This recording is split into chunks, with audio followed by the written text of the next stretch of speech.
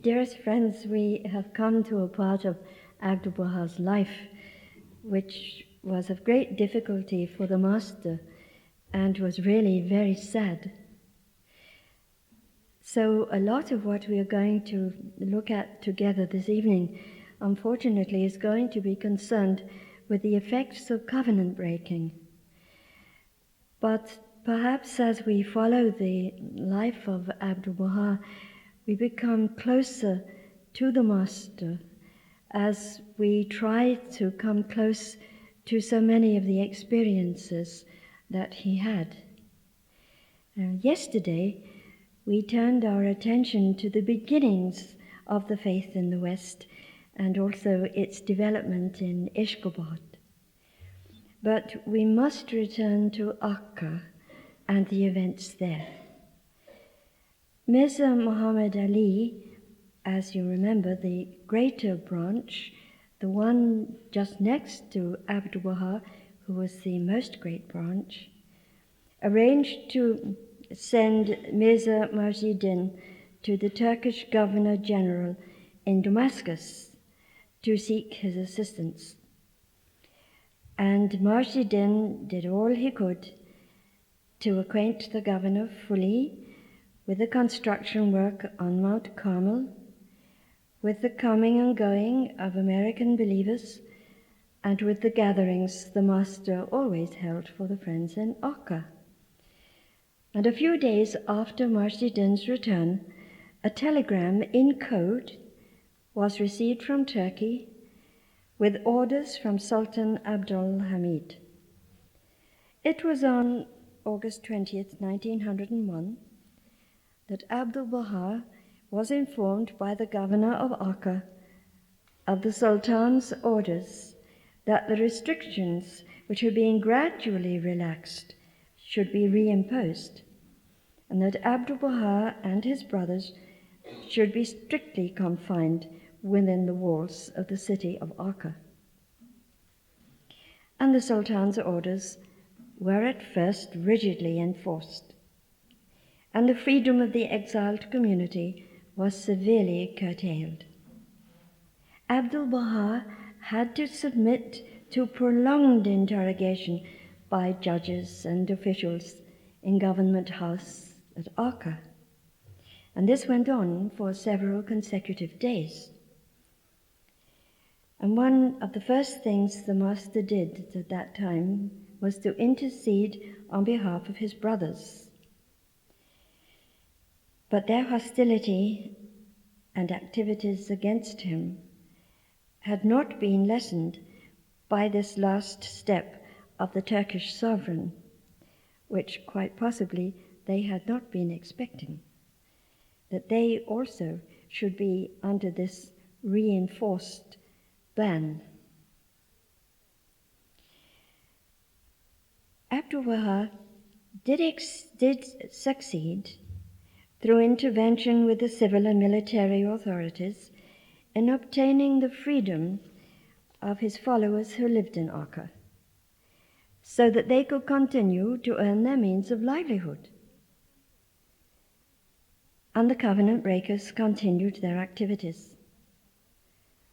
On various occasions, they approached the Governor General of Damascus, who was overseeing the whole of that area, the Mufti of Beirut, members of the Protestant missions established in Syria and in Akka, and even an influential sheikh in Constantinople, and urged them to assist their objective, which was to bring about Abdu'l's execution or to see him deported to some far-off place. Now, to some of these people, the covenant breakers portrayed Abdu'l as a callous usurper who had trampled on their rights, robbed them of their heritage, reduced them to poverty, made their friends in Persia their enemies, accumulated for himself a vast fortune, and acquired no less than 2/3. To others, they declared that Abdu'l contemplated making of Akka and Haifa a new Mecca and Medina, that he was claiming to be the Son of God and the return of Jesus Christ.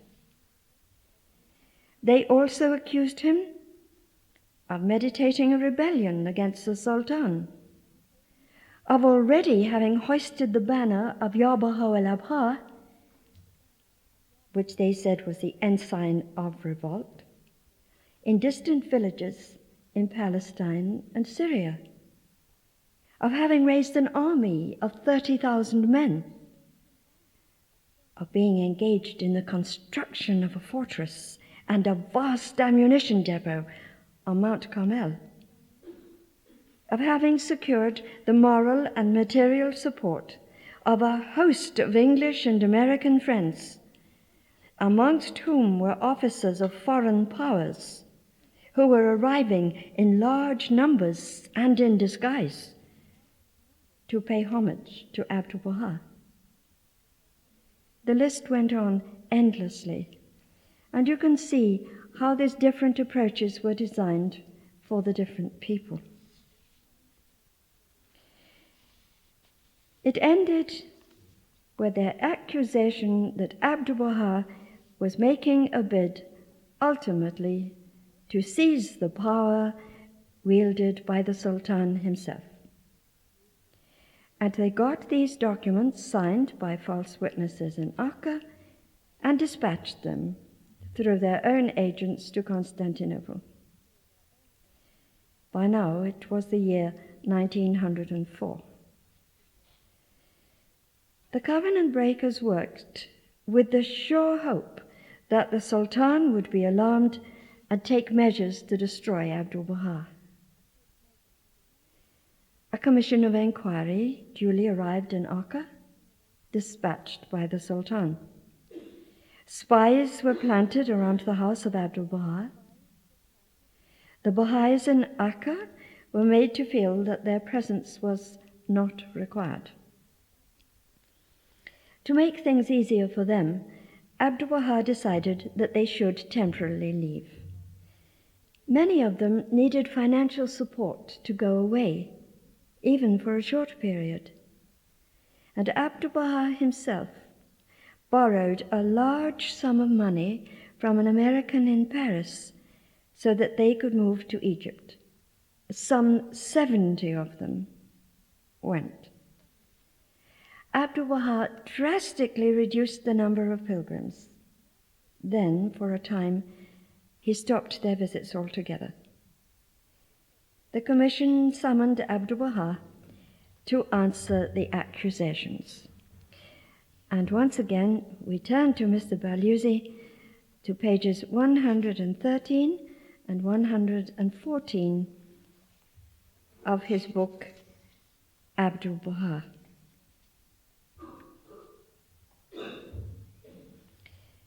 Abdu'l met the members of the commission several times. In no uncertain terms, he told them that the charges preferred were patently threadbare, that the writings of Baha'u'llah, which were shown to them, made it inconceivable that he, the son of Baha'u'llah and his successor, could ever be implicated in any nefarious design to overthrow the Ottoman rule, that he was ready to meet any insult, any injury, any harm which they might devise to inflict upon him. Mirza Muhammad Ali, a superb calligraphist of the first rank, had written the emblem Ya Baha'u'llah on a piece of cloth and had sent it to the authorities with the statement that this was the standard which Abdu'l had contrived. It was also alleged that 2 others had hoisted this standard in Galilee to invite support, and furthermore that Sheikh Mahmud of Acca had gone with it among the Bedouin beyond Jordan to incite them to revolt. To this charge, Abdu'l observed that it was miraculous that a standard so prominently displayed had not been noticed by the numerous agents of the Governor-General. Another charge against Abdu'l, this vast tract of land he had acquired to serve as the base for the kingdom that he was going to set up. It would be nothing short of a miracle, Abdu'l replied, if he, a prisoner of the Turkish Empire, who was kept under surveillance, whose movements were closely watched and scrutinized, had succeeded in establishing a base for any kingdom. In any case, he was willing to sell all these huge acres for only £2,000. All the charges were demolished. Then the commission asked for what reason the Americans came to Acre. Abdu'l replied that they came to visit the shrine of Baha'u'llah and to learn of spiritual matters. The commission then asked what Abdu'l had to say to the charge that he had distributed seditious literature seen to be in his possession. Such material, he answered, had not been in his possession and could not have been. The commission had coaxed, bribed, or forced a number of people to come and give evidence to the contrary. Now these witnesses were mentioned. At that, Abdu'l rose up, majestic and commanding, declared emphatically that no seditious literature had ever been in his possession, and walked out of the room unhindered. Thereafter, the whole inquiry collapsed. The years 1905 and 1906 were relatively free from pressures. Pilgrims and resident Bahá'ís all found the situation in Acre more relaxed. But the situation in the Middle East itself became more complex and more tense. And Sultan Abdu'l became frightened at the new political thinking in the area, and the covenant breakers felt it was too good an opportunity to miss. They tried again. In the winter of 1907, a commission of 4 arrived post-haste from Istanbul, and they brought with them the papers the other commission had found unsubstantiated and had discarded. The first thing that commission did was to dismiss all officials, including the governor of Acre, who were regarded as friendly to Abdu'l. Both the post and the telegraph were placed under strict scrutiny, and, ignoring that time-honored overlordship of the Governor-General of Damascus, they established direct communication with the ministers of the Sultan in Istanbul. Spies were once again placed around Abdu'l's house, people were kept away, and even the poor of Acre didn't dare to come on Fridays to receive the alms which meant so much to them in their poverty-stricken lives. Rumors circulated that Abdu'l was to be forcibly taken to Tripoli, to the vast desert there, cut off from the rest of the world. But the inhabitants of Acre were amazed to see Abdu'l completely indifferent to the presence of the Commission of Inquiry. He attended to the repairs of his house, which he rented. The agent of the landlord was puzzled, not understanding why all that care and expense should be put into a property when before long Abdu'l would be leaving for good. Abdu'l was found one day planting a tree. "For whom do you plant this tree?" he was asked. "Those who preceded us planted, and we have enjoyed the fruit," was the reply. "It is our duty to do the same, to benefit those who come after us." The people of Acre were even more astonished that Abdu'l was buying and storing fuel for the winter. Now we turn again to Mr. Balusi for something which is so familiar to us. But now we have it in situ, as it were.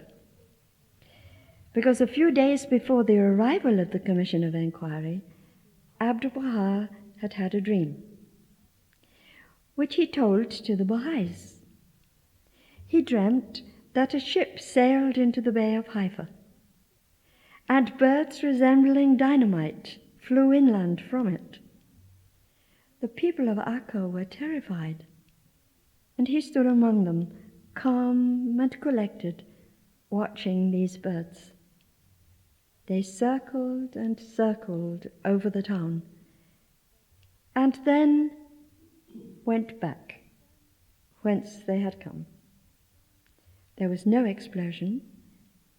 Abdu'l said that danger loomed, but it would pass, and no harm would result. Abdu'l absolutely refused to call on this commission, knowing that if he did so and was acquitted of the charges, it would be said that he had bribed his way out of trouble.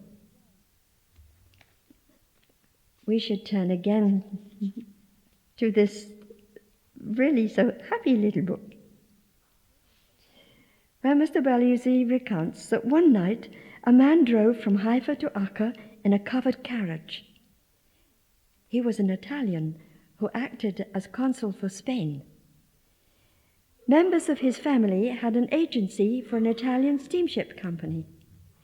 Taking great care not to be noticed and recognized, he managed to reach the house of Abdu'l and asked to meet him immediately.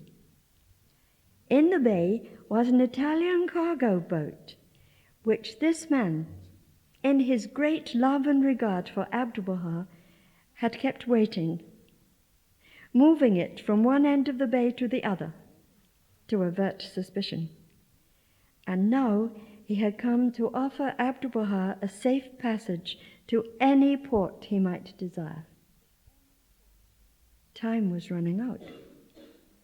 Abdu'l asked 5 of the Bahá'ís to consult and give him their opinion. They unanimously resolved to request Abdu'l to accept the consul's offer. But his response was, "The Bab did not run away, and I shall not run away."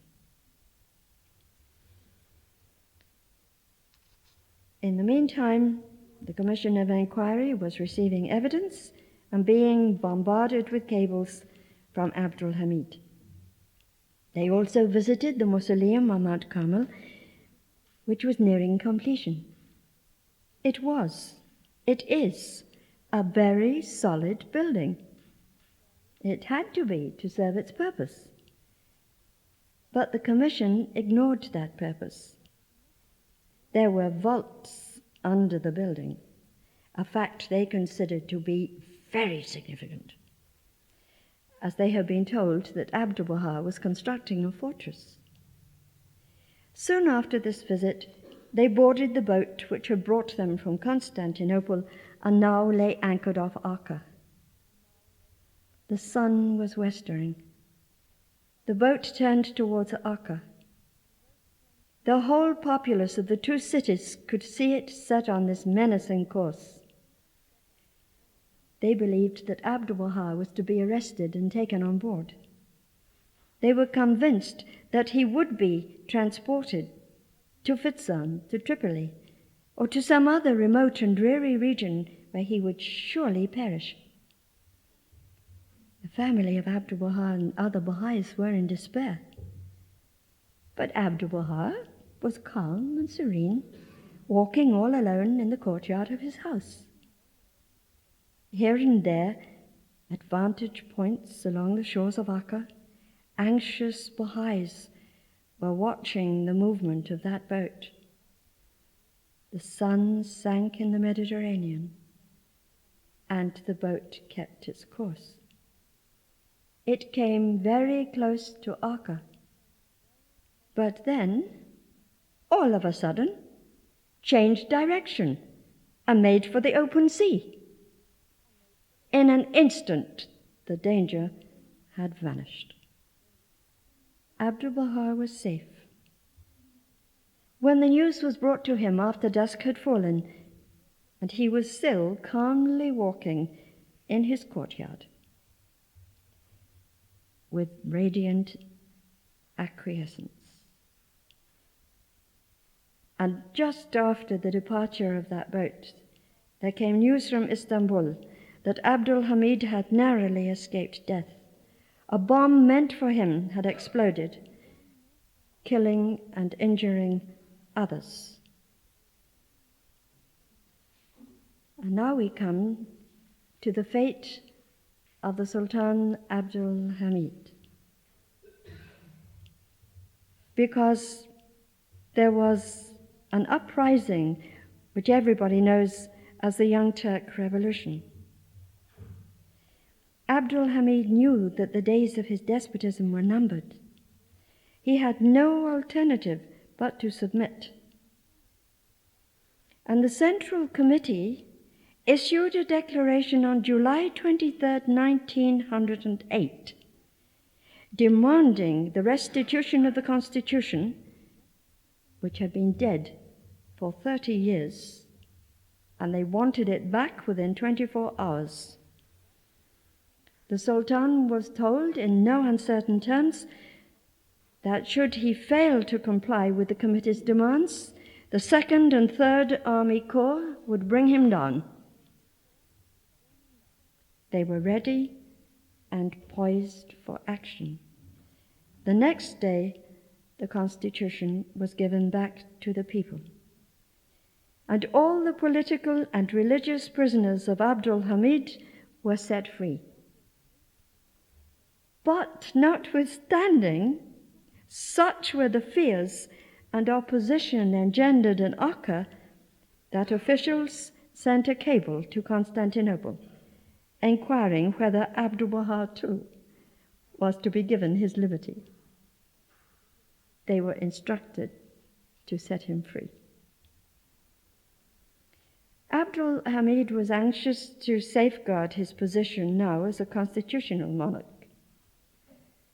But within 9 months, he fell into the trap of a counter-revolution.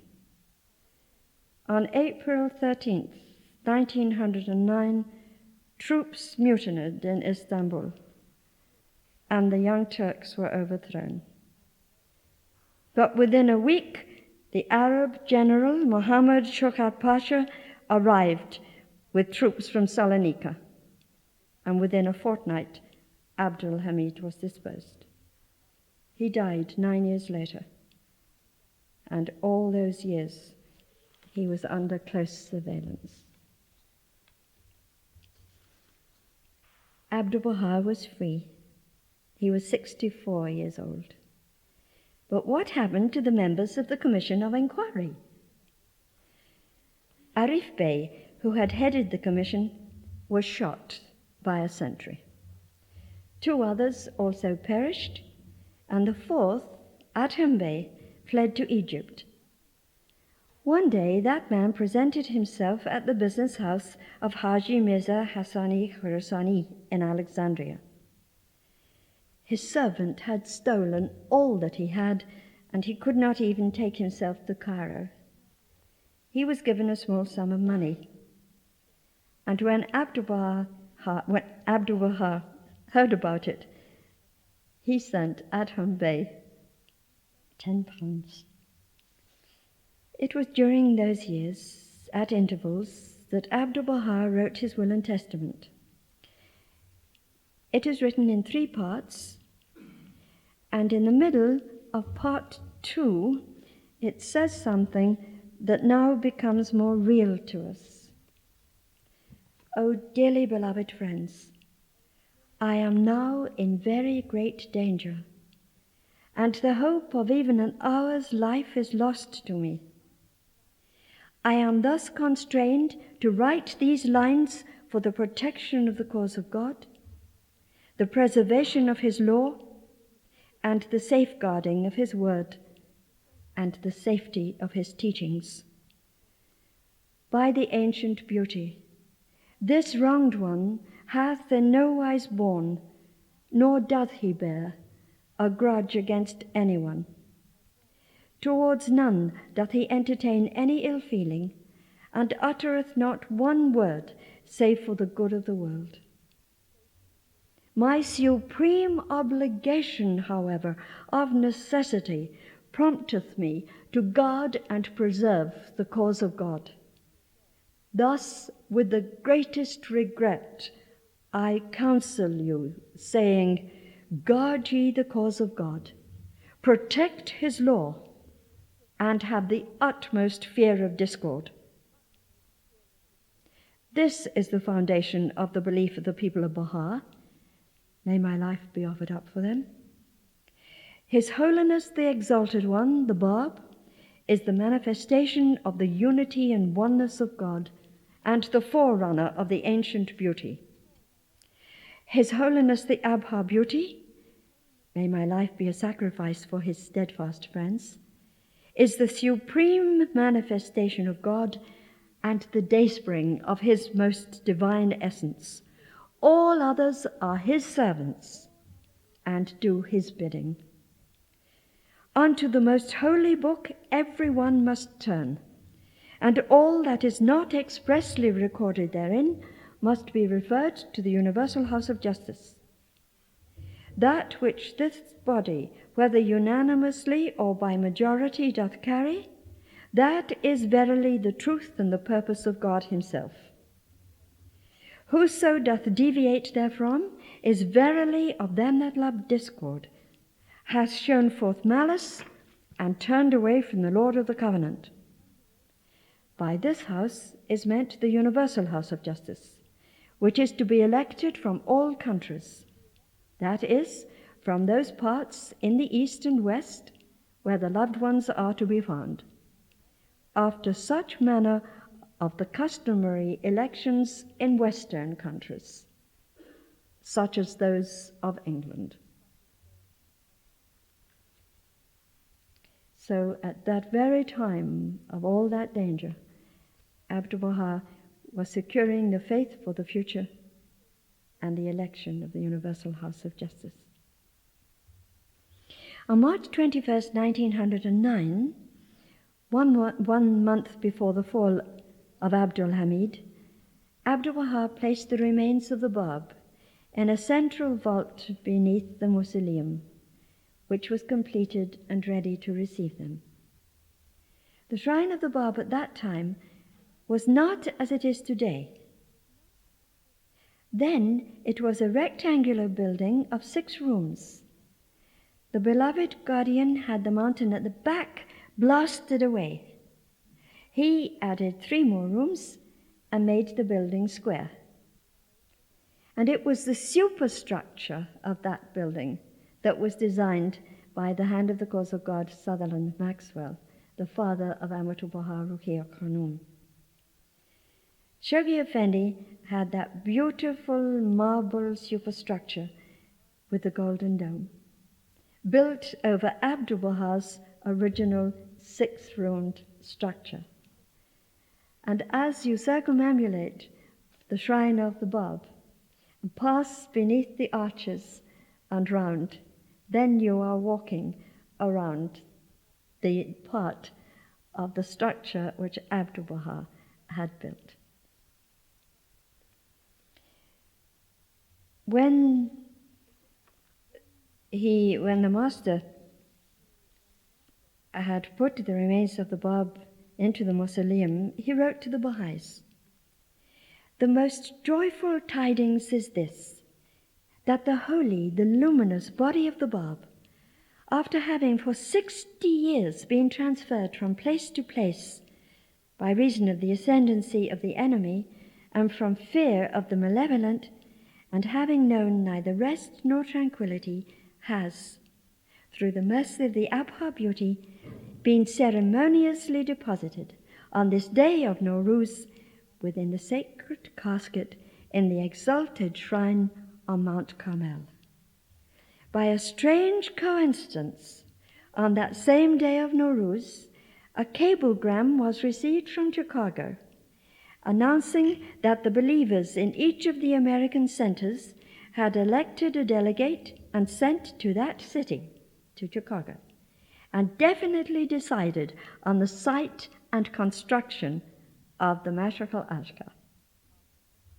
That was the good news that Abdu'l sent to the friends. But it had taken Abdu'l 10 years to complete the building of the shrine. At every step there was opposition, engineered mainly by Mirza Muhammad Ali and his associates. A German businessman who was resident in Haifa and was negotiating for the land on behalf of Abdu'l was forced to take the case back to him, asking bluntly, how could he bring the deal to a satisfactory conclusion when Abdu'l own brother provided the stumbling block? And when at last the owner of the land agreed to sell it at a reasonable price, the covenant breakers got a number of people to petition the government and lay claim to ownership of the land. And Abdu'l took Dr. Khairullah with him for the laying of the foundation stone. Dr. Khairullah subsequently became a covenant breaker in America. Then there was endless difficulty in getting an access road laid down, but the work went steadily on during the years of peril. And so, as we know, on the morning of March the 21st, 1909, the day of Nowruz, Abdu'l had the marble sarcophagus, which was a gift of the Bahá'ís of Rangoon, carried up the mountain and placed in the vault. And it was that same evening, in the presence of Bahá'ís from the east and the west, that Abdu'l laid in the sarcophagus the wooden casket that contained the inseparable remains of the Bab and the disciple who had died with him. The Bab had been cruelly maligned, cruelly wronged, and cruelly put to death. As Abdu'l said, his torn and smashed body had had no home for 65 years. But now the heart of Carmel received it. And there is a prophecy in the Bible, in the book of Zechariah. You will find it in chapter 6, verse 12, that was fulfilled that day. It says, "Thus speaketh the Lord of hosts, saying, Behold, the man whose name is the branch, and he shall grow up out of his place, and he shall build the temple of the Lord." The branch had built the temple of the Lord, had raised his tabernacle on his mountain, on Carmel, the mountain of God. After laying to rest the remains of the Bab, Abdu'l chose to live in Haifa, where a house was being built for him. And soon the time came when he ceased even to set foot within the city gates of Acca. He had been 24 years old when he arrived there, and you remember, was put in irons by the guard. He was 65 years old when he was finally released from the shackles of that town. He had little time now for rest, for he himself would take the faith of Baha'u'llah to the west. The year was 1910. The time was late August, and Abdu'l was at home in Haifa. That afternoon, he visited the home of one of the Persian Bahá'ís and also saw some of the pilgrims there. Then he went by carriage to the holy tomb of the Bab as he had so often done. And then he went straight to the harbor and boarded a steamer that would take him to Egypt. The master was 66 years old. He had lived for 42 years in the Holy Land, 40 of them as a prisoner. Now he had gone. For the friends, it was entirely unexpected. There were no formalities, no tearful goodbyes. Abdu'l's travels had begun. That would bring him to Europe, take him back to Egypt for a much-needed rest, then onwards, westwards again to the United States and Canada, back to Europe, and again to Egypt, and eventually back to the Holy Land.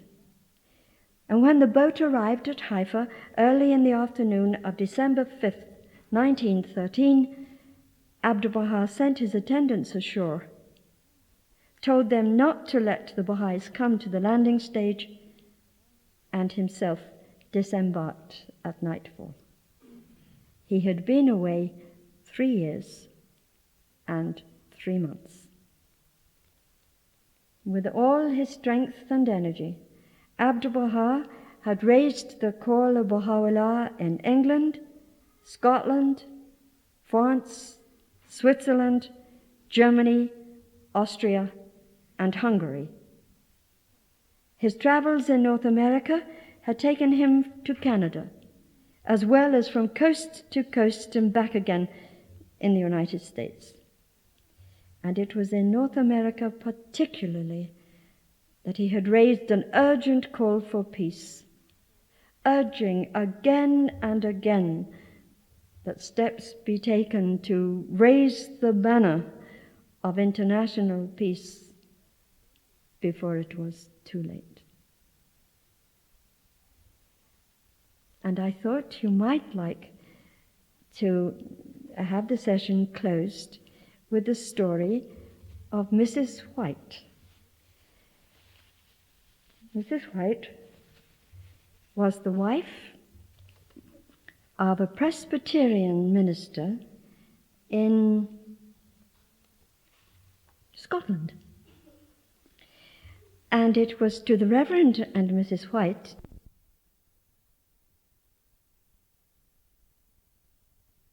that Abdu'l went when he visited Scotland in 1913.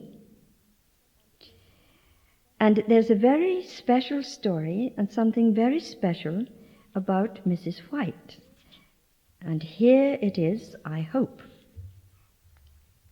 Here we are. Mrs. White wrote this account for the 4th volume of the Baha'i World. So if you like to find exactly, there you will find it. And this is what she said. After retiring from his chair in Edinburgh University, Sir Alexander Simpson and my only sister Margot wintered in Egypt, 1905-6, and invited me and my friend, Mrs. Thornbrook Cropper, to join them. Now, Mrs. Cropper had an invitation to visit Abbas Effendi. You remember, she went along with Mrs. Phoebe Hurst, afterwards known as Abdu'l, the leader of the Baha'i movement, then a prisoner under the Turkish government in the fort of Akka. And I was included in the invitation. Knowing of this possibility when in Cambridge some months before, I consulted Professor E. Granville Brown as to the proposed visit.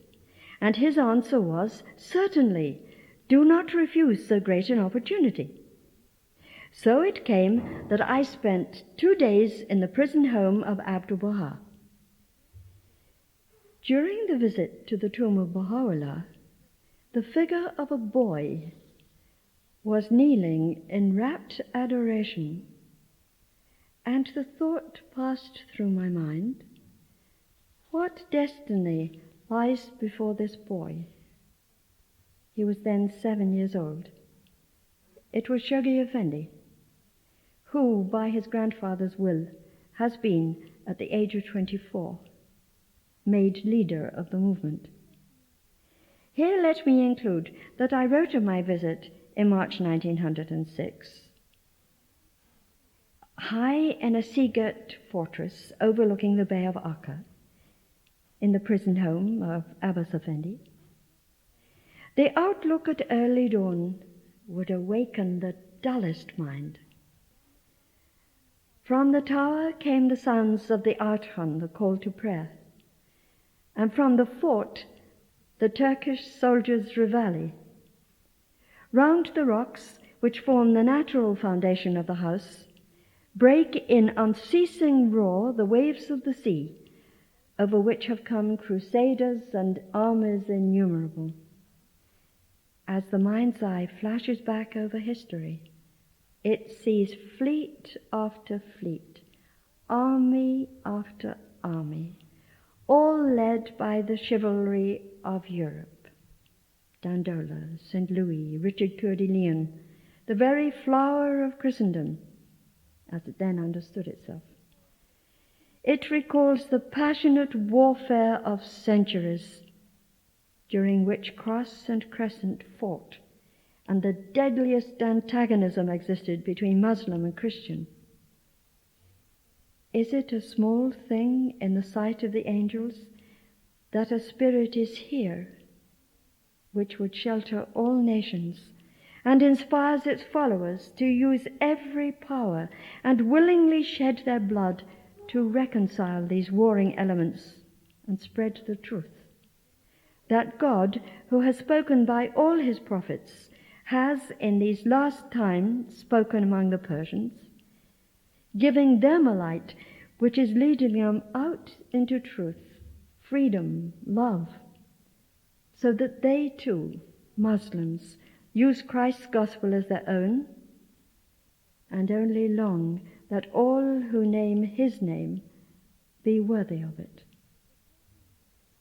The pilgrim to Acca is asked many questions on his return. Is this a prophet?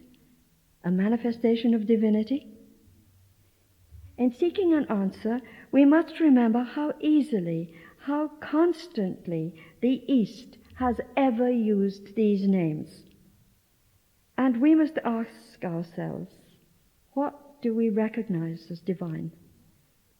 Is it enough of divinity to see love made perfect through suffering a lifelong patience, a faith which no exile or imprisonment can dim, a love which no treachery can alter, a hope which rises a pure, clear flame after being drenched by the world's indifference through a lifetime? If that is not divinity enough for this world, what is? There is no magic here. A material world today is too fond of seeking after magic. No magic, but the old magic of faith, hope, and love.